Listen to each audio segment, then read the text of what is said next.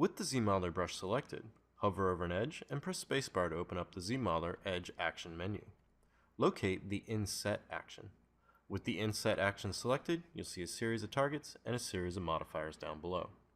To start off, let's make sure we have the Edge target selected.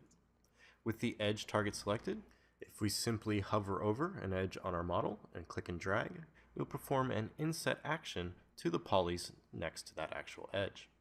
So if I click on this edge here, it's going to actually inset those two polys. Then if I click on this edge here, it's going to inset those two polys.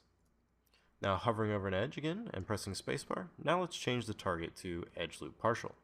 With the Edge Loop Partial target selected, ZBrush is going to look at this edge until it comes to an extraordinary point, or a point that is not connected by 4 edges.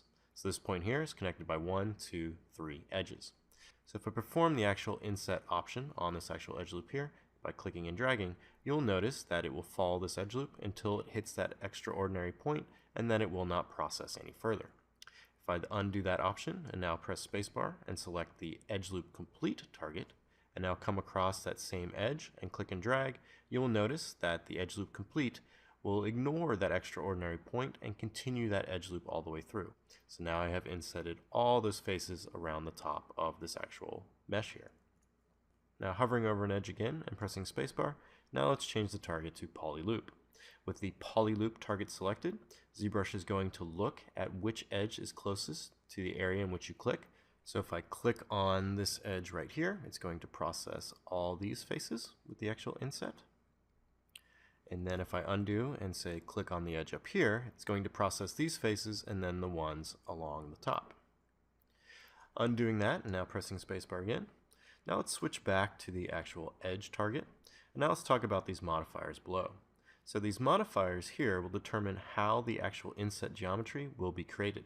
So by default, this is set to center and border. So if we come across an edge and simply click and drag, it's going to generate the border inset geometry and also the center inset geometry. If I undo that and now press spacebar, now let's change this modifier to border only.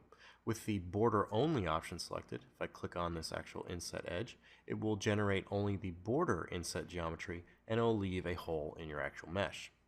If I undo that and now change to say center only, this will do the reverse effect and will generate the center geometry but leave the border as an actual hole on your actual model. Another option you have down at the bottom is the Inset Region option. This works really well with the center and border and the actual edge target, and this will allow you to come through and select an edge on your model and create interesting areas on your mesh like this. And these areas work really well when using the QMesh action to come through and actually establish insets or cuts on your actual model. So using these inset actions along with the Poly QMesh action will allow you to create interesting designs on the surfaces of your models.